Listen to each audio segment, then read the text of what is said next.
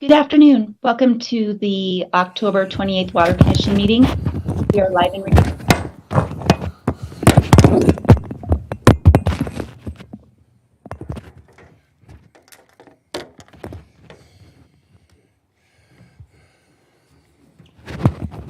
Testing one, two. Can you hear me? Loud and clear. Okay. Before we get started, I just have a question as to whether I'm supposed to be here or not. And the answer to that is I don't think so. Because I've never received formal notice. Okay. Well, the staff will take that back to the commissioners and see how they want to handle that. Okay. Okay, I sir. just wanted to make sure since I haven't Yeah. noticed that I've been removed and I missed a meeting. We're cool. Yeah. Yeah. Well, because they removed me August 28th and then it was invalid and had to be done in a public meeting. Then we started a public meeting and then they continued it to the next public meeting and then they decided, no, we can do it in a comms meeting, and so that's when they voted. So I don't know if it's invalid or not. No, I think right now we're valid, and that's where we're at, sir. And I know that they have notified your alternate, who is here, Mr. Conway, and we'll be talking about that shortly. And we'll pick it up from there. Thank you very much, though, for coming down and asking. Okay, I think at this point in time, we're going to call to order the October 28th, 2024 Water Commission meeting. And we'll call this to order at 3:32. I do want to take a roll call and call to order, so roll call. Okay, we'll start roll call. Sure. Jack Hilbert, Yep, here. James Eklund. I believe James is unavailable this afternoon. He was going to try to get online, but I believe he's unavailable. Is Jim Meyer his alternate here? Oh, No. Okay. Don Langley, Here. Clark Hamelman, Here. Jim Morris. Jim Jim- Morris was online just for a minute. Oh, he's here. okay. Is he online or is he? Okay, he's online? Okay, great. Jim, make sure if you have a comment to make that you fight for your right to speak, please. So, Very good. Okay. Roger Hudson, here. Mickey Conway, Here. Evan Ela, Here. Harold Petzel, Here. Sean Tonner, Here. Bishop Bernhardt. Here. Thank you. Okay, thank you very much for taking roll, and we understand we only have one person online, is that correct? And that's Jim? That is correct. Okay, thank you. So we've done that, we've taken, I want to take a moment here just to make sure, since we're at roll call, and we know this, there's been a change in the membership. Mr. Conway now will be coming in and taking Frank Johns' position, so he was the alternate. So it would be the natural progression, and I believe you have been appointed by the commissioners. So welcome. Anything you would like to say to the commission? Thank you, Mr. Chair. Just looking forward to serving with all of you. And I've been following the meetings along online, so hopefully I'm caught up, but I just really appreciate the opportunity. Okay, great, thank you. And I would just like to thank Frank for all of his work and for attending. Didn't miss a meeting, he did a great job, but as we all know, sometimes there's changes, and so, that's where we're at this point. But I do want to extend a sincere thank you to him for that, his service to this point. Now, with that, I'd like to move on to approval of the meeting minutes. So the first thing is, anyone have any changes, updates, or corrections? Seeing none, I would seek a motion of approval. So moved. Second? Second. We have a motion and a second. Jim seconded, I believe. And at this point, we need, all those in favor, please say aye. Aye. Opposed? Abstentions? And Chairman, I abstain. I was not present at the last meeting. Pardon? I say I abstain. I was not present at the last meeting. Great, great. Thank you very much, sir. I am And- also abstaining. I was not available at the last meeting. Was that Jim? Yes. Okay, good. Yeah, I abstain as well. I was not at the last meeting. Okay, so we have 2 abstentions, so if we just take note on that on the minutes, please, thank you. And the minutes have been approved. So attached is the, let's see, yeah, we have that, and then before we get into the next part here, I want to talk about how this is going to work.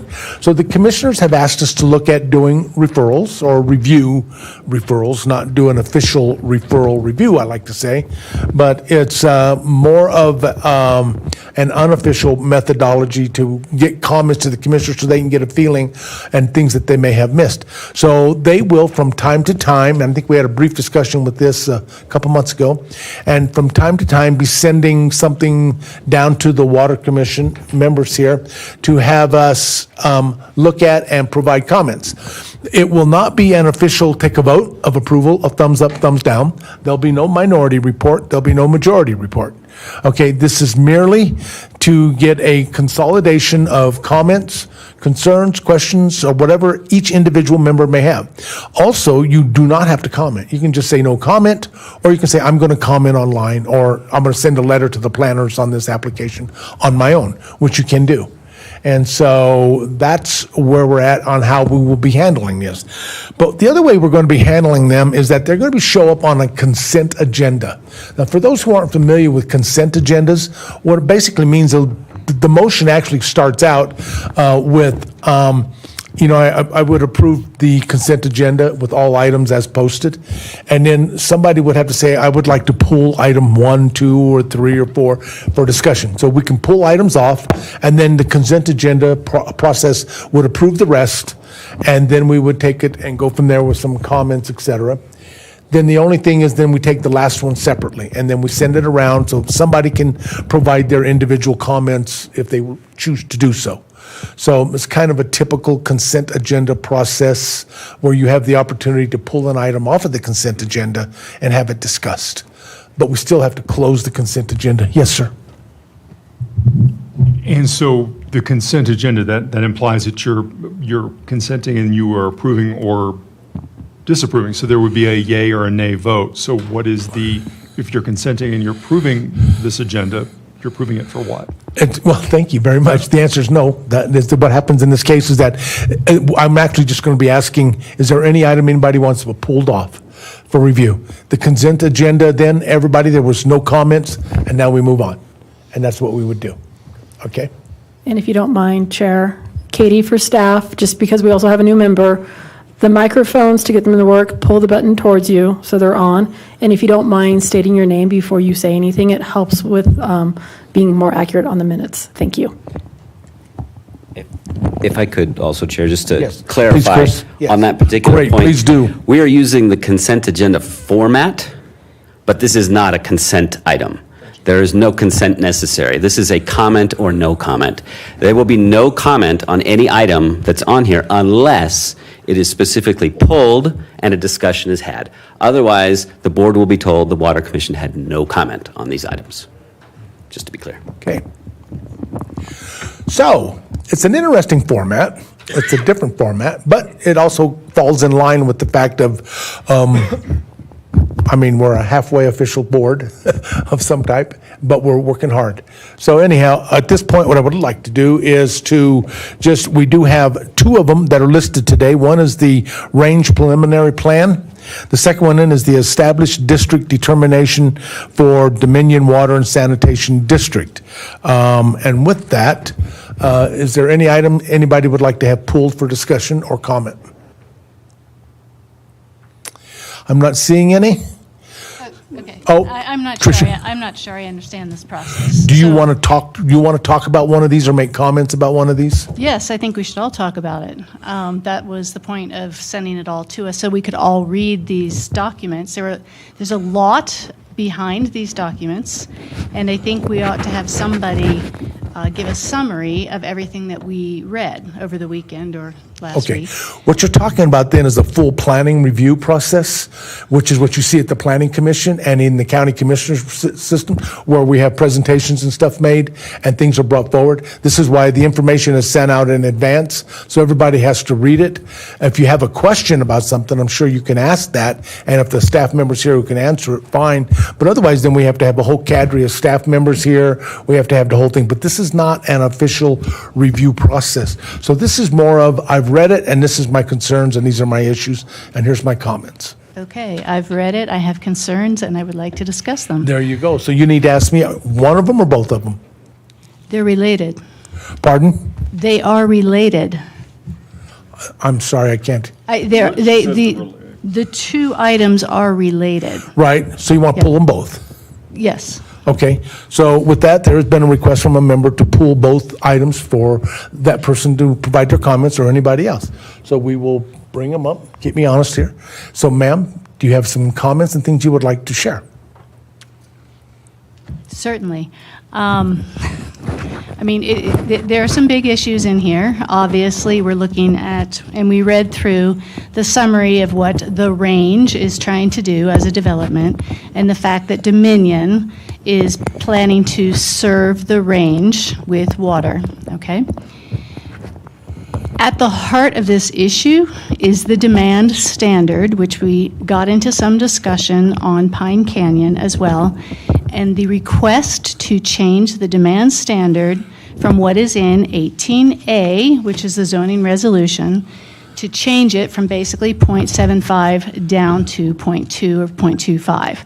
And that is the request of Dominion. So again, at the heart of this issue is the fact that they're asking for a demand standard change. And I think that we need to collectively, as a group, discuss that, whether or not that's appropriate to change what is already in 18A and has not been changed, the request for this change. Okay, The issue is by reducing the demand standard, it allows for more development ultimately. If you Okay. go through the math, if you have that demand standard lowered, it allows for more housing development. Okay? So, beautiful comment, beautiful concern. Anybody else have anything they want to add to this?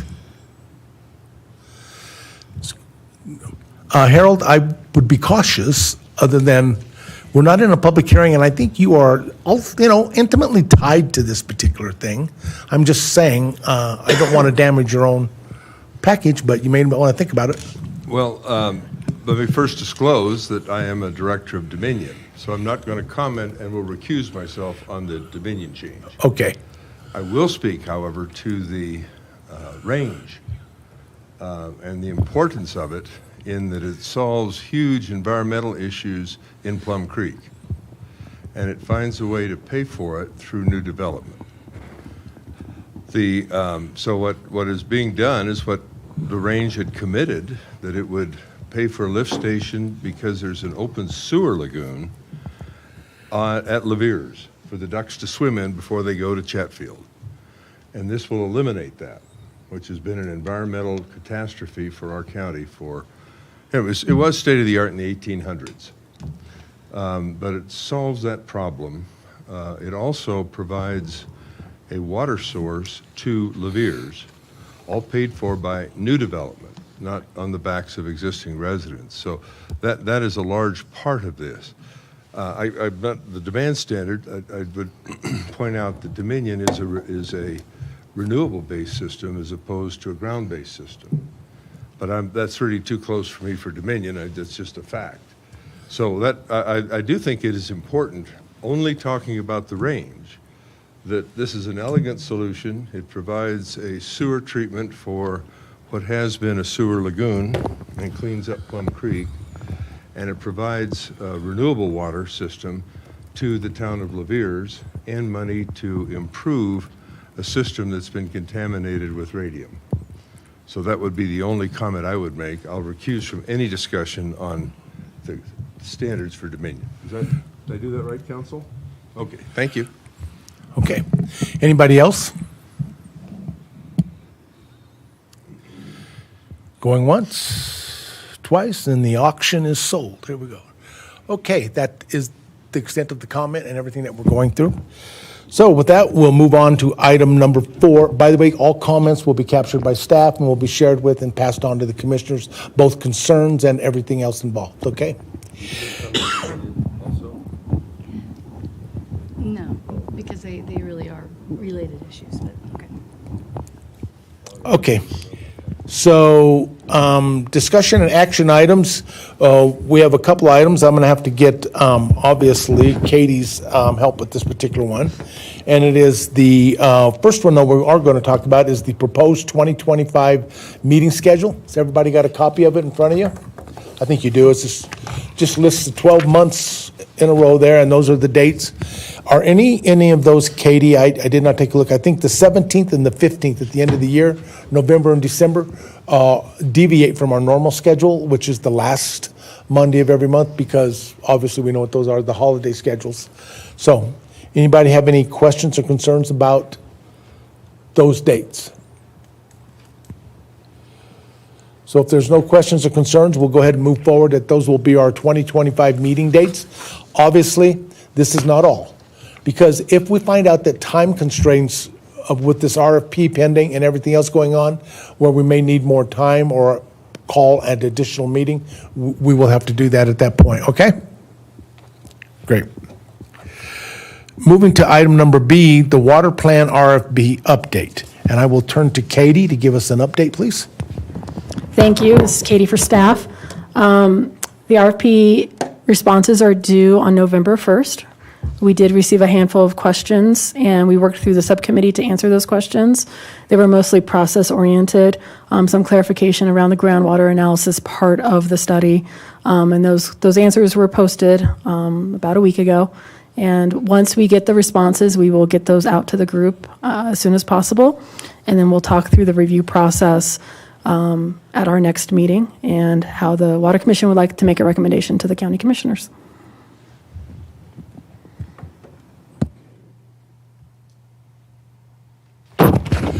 Okay, let's start. Any comments on, I will tell you, in addition to that process, you need to know that when we're ready, and first off, I want to say thank you to the RFP group. You guys have all read this, and you've provided some comments, I know, and you guys have had a meeting on this already, and there's probably going to be more, and responded to those particular items, and I've read those, and thank you very much for you guys' input.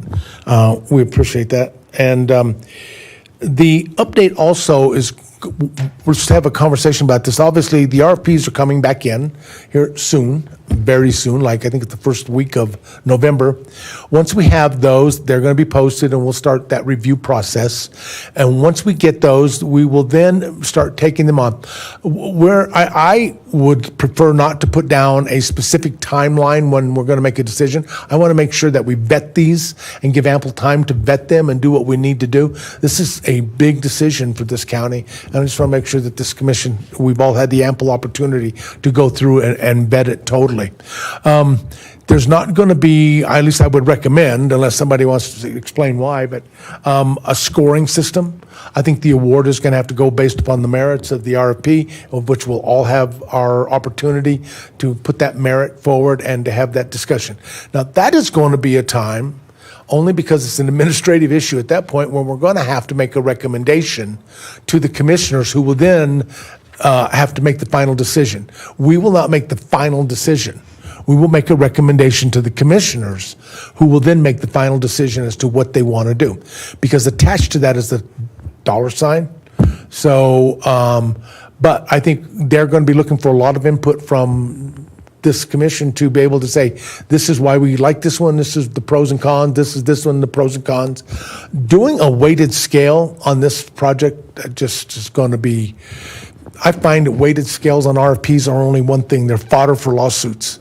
And you don't want to go down that road, you really don't. And so if there's anything else in the process you think we'd include, somebody please raise your hand, let us know. Comments, Harold?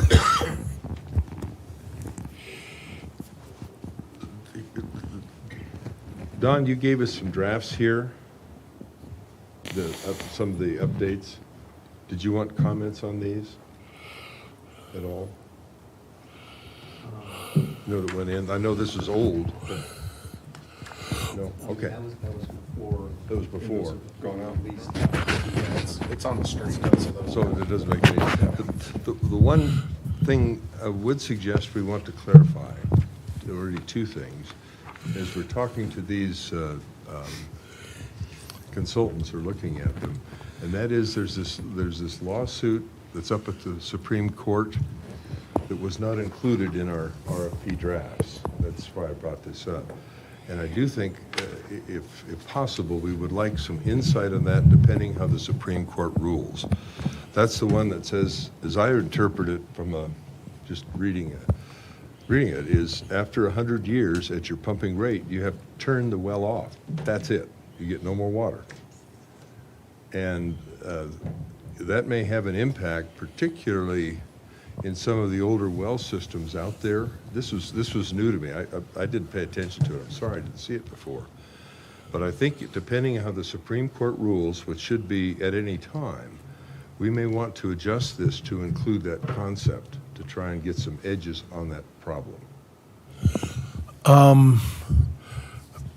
Go ahead, Sean. I couldn't agree more with Harold. I read the article as well.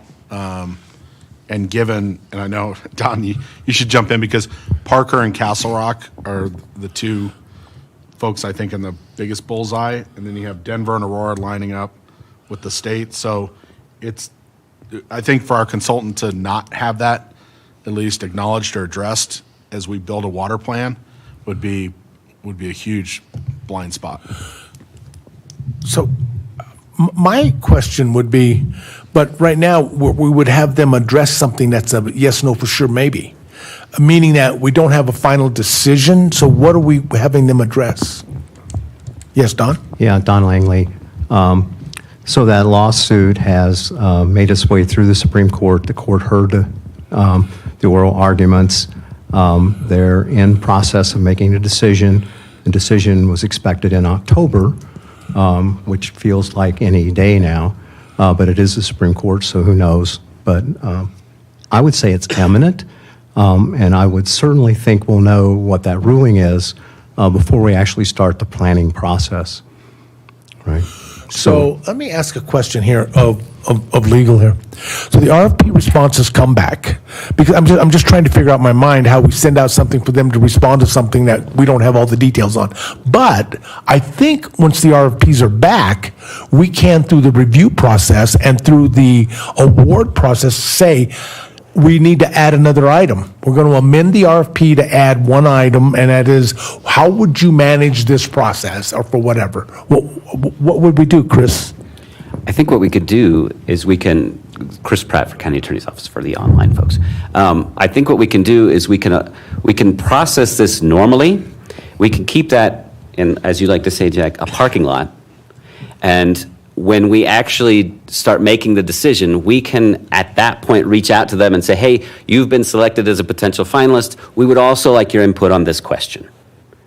It's up to them to provide the input or not, and then you can take whatever their response is into account as part of your decision-making process.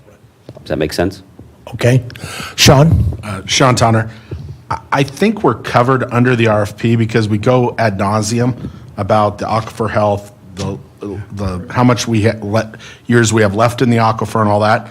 I think it's just as we're talking with the consultants and we're sitting down, I mean, they would be insane not to look at this as well once the ruling comes down. But I think we have it covered already in the RFP as far as we're asking the consultant to tell us how many years we got left in the aquifer. Right. Well, as part of the process, we're actually going to have presentations, I believe, from the RFP respondents. But I think what we're going to be doing is reviewing them, and obviously we're going to have to whittle that down depending on how many responses we end up with total, and then come up with a list of 2 or 3 if we feel it's 2 or 3, and then, one. But anyhow, and then figure out how we're going to move forward with that. But I think we're definitely going to have a conversation about that at the next commission meeting, because then the RFPs will be in, we will have had reviewed them. I think that item is something we need to catch on to. And so, Katie, Chris, can we also get some information on what's going on that water ruling? I think the commission needs to know, and I would love to see that up on the SharePoint. Maybe, I don't know, just a draft of, just a quick summary of some kind that says, this is the lawsuit, because this is the first time I've ever heard of it. And it's you get a well permit, and in 100 years, they just shut you off? Yeah, Roger? I mean, it goes back to 1973. It was a Senate bill that established the 100-year rule, that established it, and it's being challenged in the Supreme Court. It went through, we talked about it over lunch. It went from water court to Supreme Court, because that's just how cool Colorado is, and how it deals with water. It's just cool. I'm sorry, it's cool. I think, like Ron said, it's going to be decided so quickly. I think definitely before the holidays. I would imagine within 2 weeks. But I think if you're dealing with water and you're a consultant that's coming with an RFP to this commission, they will have. It's just what people will talk about over dinner and coffee and drinks. If not, they probably aren't going to be appealing to us. But I think it would be nice to be able to give them a heads up that this has interest for us as an addendum, that this is something of interest that we would like to have more information on, just so they can come back to us with maybe some different calculations for us, because there only are a couple of different directions this can go from the court. It's kind of a binary decision. But it is interesting. The 100-year rule is interesting, but the Senate, I mean, it's not a complicated rule because it's the Senate. So it's pretty basic what the 100-year rule is. We certainly can get it. It's online, so you can certainly look it up. You know what I think what you bring up is a very good point, and I think Katie, probably, I don't know, see what everybody else's thoughts are too. Would be advisable for us to send a message to the applicants, the different responders, and just say, hey, please be advised, you may be asked to modify, look at, or provide information on how your plan would adapt to this ruling, whether it's if it is indeed found what that ruling could end up being. So I do agree. I think we have, I don't know how much time we have. We could wait and see. I hate to do that when I would like to see them to be prepared to respond to it. It's just that asking them ahead of time is going to be a little tough. James? I mean, yes, sir. Evan Ela on the commission. It's really self-correcting. I mean, we're going to have the outcome before these guys get down to business on doing the modeling of the groundwater. So the outcome's going to be known, whether they have to treat it as a finite volume for which you cannot take anymore, or whether it merely is a rate of withdrawal, which is how the statute's written, and treat it like it is. The status quo right now is that it's a rate of withdrawal, not an ultimate limit on the volume. And this outcome could change it to become a volume limit. But the outcome's going to be known, I think, long before the modeling is completed for our project, and it's going to be easily incorporated into the planning. Okay. Don? Yeah, I was just going, this is Don. Just make the point that what happened was for almost all of time, I'll say, the allocation calculation resulted in a limit for rate of withdrawal from a well, but it never said that when you get to 100 years or to that volume that you have to stop pumping. However, the state engineer started, and it came across to Parker Water on a well permit, that the state engineer was interpreting that to be an allocation of water. There's an allocation of so much groundwater. When you've pumped that groundwater, you can't pump anymore. And that's how this whole thing started, and how Parker Water, challenged that. And of course, we're all the way in the Supreme Court. I don't think, regardless of the outcome, that this is the end of it. I don't think either party is going to be satisfied. And I think that will go into maybe policymaking on, how rules are written, and, whether what the authority is of the state engineer, whether that was a rule that they shouldn't have been able to modify, or it could go to the state Senate and look for some sort of policy change to straighten that out. So I don't think it'll be the end, but it's going to be interesting to see where it lands for sure. Well, the thing I see that blows my mind, this is Jack, sorry, is if people have a 300-year, you approve an application for 300 years, and at the end of 100 years of that 300, you're done. And then the next question that would come to my mind, and I hear exactly what you're saying, is that today on every permit that's approved, there's a little statement in there about this water amount is not guaranteed, the state is not certifying that this water is available, then it's really there, et cetera, et cetera, et cetera. So if the state's saying, well, we're going to treat it as an allocation, then is the state saying, yeah, that water's there in the first place, but now we're going to cut you off in 100 years because it is a true allocation? That's what I thought was kind of interesting, then hearing what you guys say. But at any rate, so what would be any suggestions on how we handle this? Just wait and talk to the applicants, or do what? Clark? Yeah, it's Clark Hamelman. Yeah, I think we just wait. I mean, anybody that is going to respond in a credible way to our RFP is aware of this issue, is probably pretty well on top of it. Our plan has to be flexible into the future anyway for lots of reasons. I mean, there are going to be ranges in a plan, and one of the ranges, has to be responsible or reflective of this issue. Regardless of what the Supreme Court does, as has been said here, that's probably not the final result of this anyway.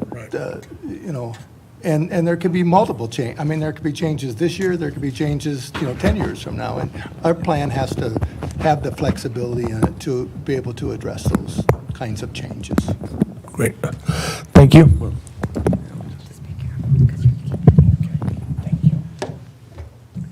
Anybody else? Okay, so that was item 4B. And now someone gets to explain to us, what is the review of Thornton Water Project? So this is Katie for staff. This was added to the agenda at the request of a commissioner, and really it's provided as information, very similar to the topic you just discussed. It's a kind of a current event, and he asked staff to provide an overview of maybe what changed in the Thornton Water Line project that made it successful. And so this is an informational item, really for the benefit of the Water Commission. No specific direction in terms of any action. If there's any commentary, we are welcome to hear it. Yes, sir. Harold. Harold Smethels. One of the most important things of this, it's an amazing project. And Harold, do you mind bringing the mic a little closer to your? What I do? Just closer. Just closer. I'm sorry. Thank you. What it does to me is it reflects time. In 1989, when I was at Coors, I bought a block of water from Thornton to build their northern project. And we're talking tens of millions of dollars. So it gives you an idea that 1989, when I was barely out of high school, until today, that's been that long. So when we look at water projects, intellectually they make sense. And of course, water flows uphill to water, or water flows uphill to money is what I wanted to say. But this gives you an idea how long these projects take. And I think as we go forward, we need to keep that in mind, that there's some great projects out there, but it's generational in scope. Anyway, that's one take on it. Tricia? Tricia Bernhardt, I'm just wondering why we would be looking at this water project. There are many water projects in Colorado. There are many educational pieces that we could learn from. So I don't quite understand why the Thornton project was pulled out as an item that we should be discussing. Anyone? First off, it's not a normal referral for discussion. It's really informational for the commission. So the question is, why aren't all of them listed or others? Because the commissioner asked us to look at this one, and that's why. We have no further context? No further content other than that, but the information will be provided. We could all read it and provide comments on it if you have any. Yes, sir. And I don't have a problem looking at any project, but what defines it as successful? Why is this one successful versus another one that might not be as successful? You said we're looking at it because it's successful. Why is it successful? This is Katie for staff. That And by was the way, my, this is Roger. Sorry. I said that. that was my commentary based on the conversation with the commissioner, because initially the permit request wasn't recommended for approval, was denied, and then ultimately through another process, it became successful and was approved. And that's what we should be looking at, or what they hope we'll look at. Yes. Right. I think they're not looking for us to provide any relevant comment as a referral for something going on directly in Douglas County. It's more of, hey, FYI, this is going on in the world, just thought you might want to know. And as a matter of fact, because it's informational, I just brought it up so we all had a chance to make sure we knew that it would be up on the site for you to look at and read at your pleasure, especially for those who like to look at water plants or water issues. Don? Yeah, this is Don. I mean, the thing I saw certainly was, it was a 3-0 vote of county commissioners on a 1041 permit. So that seems pretty relevant to county kind of people, right? And it took a long time for them to get there. A lot of concessions, a lot of rerouting the pipelines. I mean, it's been an interesting story to watch, but in the end, it was a 3-0 county commissioner vote to go ahead with the project on a 1041 process. Yeah, so I guess that's how it maybe connects to us in some way. By the way, if anybody hasn't looked at the Northern Water Plan, Google it. Just Google the map. Look where they're building it, and look what they're building it right next to, which is what blows my mind. And it's just interesting how long it's taken.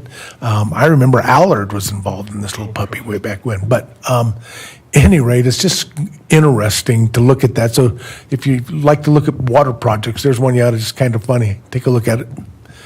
Anything else? And Chair, if you don't mind, this is Katie for staff. I did just receive a comment from James Eklund. He has joined us online since item 3. He was making a comment about the water court case and implications to the RFP process. And he stated, I think proposals should include a structured scenario analysis that anticipates different potential court outcomes and identifies impacts on groundwater availability, cost, and reliability. Would anyone like that repeated slowly? Yeah, go My ahead. apologies. I think the proposals should include a structured scenario analysis that anticipates different potential court outcomes and identifies impacts on groundwater availability, cost, and reliability. So we're saying exactly what we said in attorney. Let me just ask this. I'm sorry. Okay, Don, I'll go ahead and call you. Go ahead. Yeah, just to comment, we did include in the RFI a provision that asks for a risk and vulnerability assessment to be done by the consultants. So we've asked for, and scenario planning is one form of a risk or vulnerability analysis, maybe a specific form. So it's there for them to see, and it would be the right thing for them to comment on legal risks, that could affect the long-term water plan or water delivery in the county. So in a certain sense, it's there.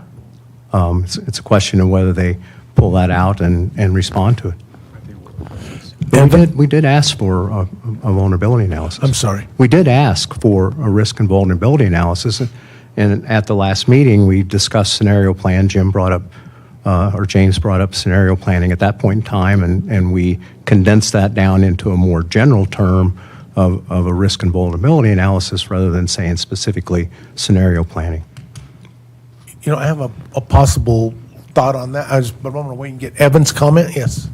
Not a lot to add other than I agree with Clark. I mean, there are a lot of risks out there to policy that can change over time. The statutes can change over time. The Supreme Court can change policy in its way over time.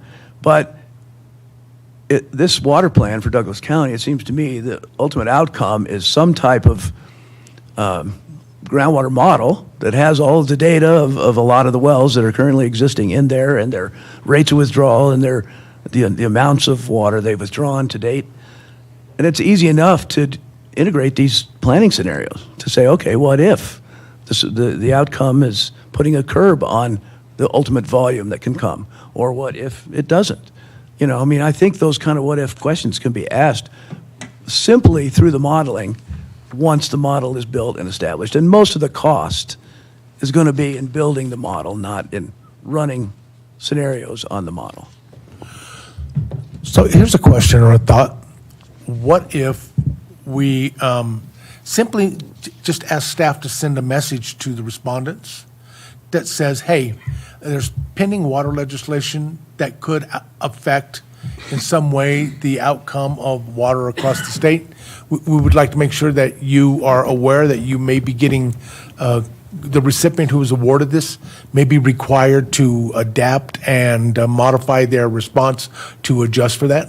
Something like that. Thoughts? Too much, too little? You think we already covered then? Yeah, I think it's covered. Okay, so we're getting a general nod that it looks like we're pretty much covered on that. So based on a consensus, I think we'll just leave it as it is then. Okay?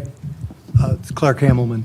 Yeah, I think, the purpose of this is to eventually have a plan.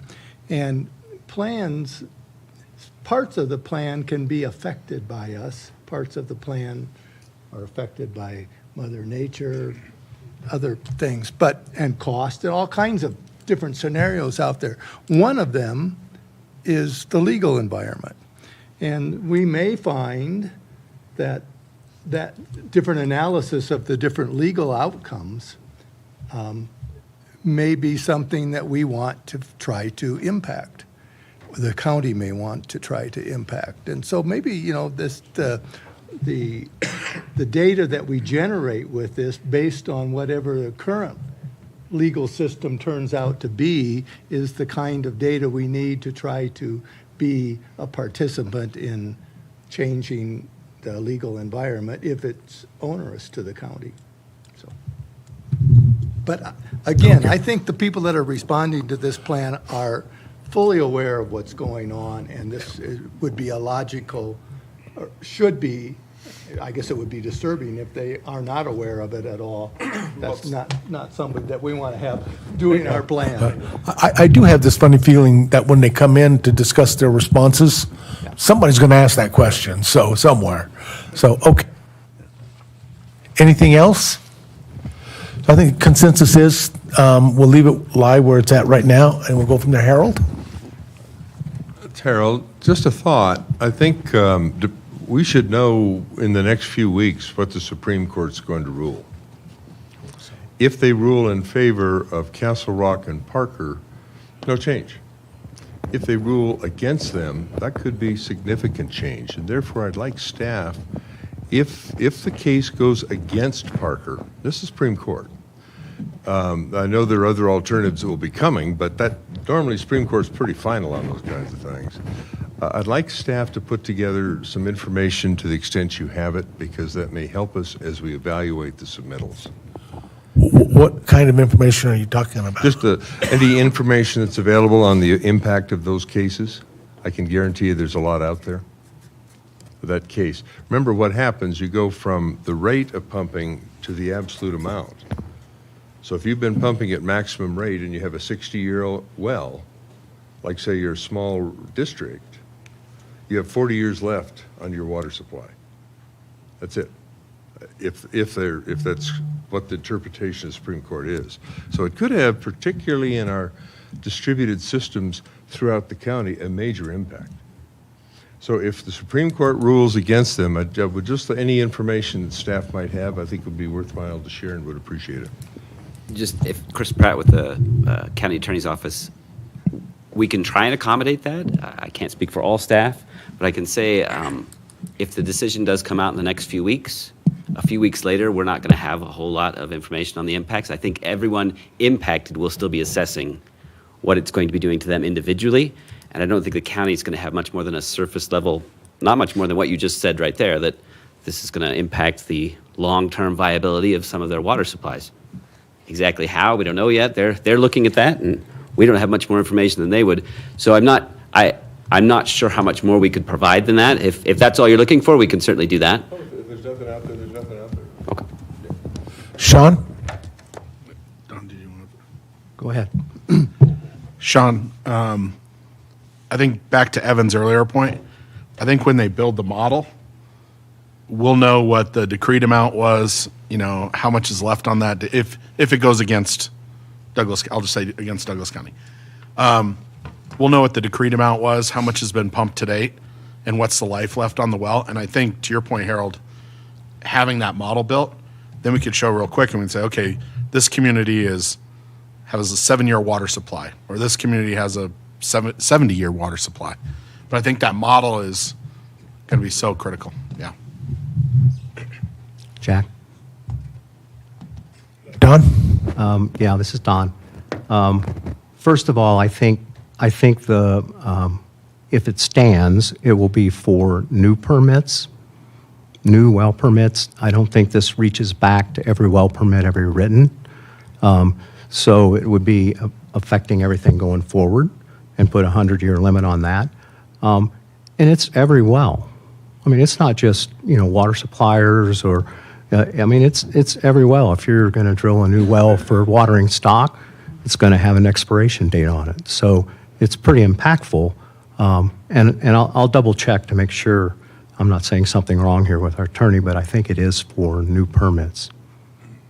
And there's a chance the Supreme Court could split the baby and not decide in favor of either party, but rather make some recommendations about rulemaking and what the state engineer is doing, and send them back to do some more work. This way it could land. So I think we'll know. I guess what I'm saying. I think we'll know. We've asked both consultants to do a vulnerability study. I'll repeat that again. We said things like climate and state of the aquifers, things like that, but we didn't restrict what they could include in a risk study. We just said it shall contain certain items. So there's plenty of room for them to read the tea leaves, see what's going on, form an opinion, and share that with us and send us in the right direction. Chair, are you looking for a head nod? Because I think you have consensus. No, I tell you where I'm at right now, right? I think you have I'm getting ready to consensus. close this little thing out right now. I'm just going to say this. Would you please monitor what happens on this and let's let us know when it happens, okay? I received- I think you had a consensus. If I could, without opening this up, I think we have a consensus, but just to clarify my remarks, and I just received further information here. The county is looking into having a water expert analyze the result of the case, and so some of that information will certainly probably be able to be made available to this committee. That person come to the meeting and explain what's. Great. Or we'll be able to give aspects of their report to the commissioners to you. Oh, would you also just make a note as a parking lot item, include that on the agenda as just a holding point until we know which what the status is on it? I think people are concerned enough and would just like to know, so, okay. Okay. I think we beat that horse. Anything else? With that, I have to tell you, just member discussion. So we'll open it up. Anybody's got something you want to talk about in general?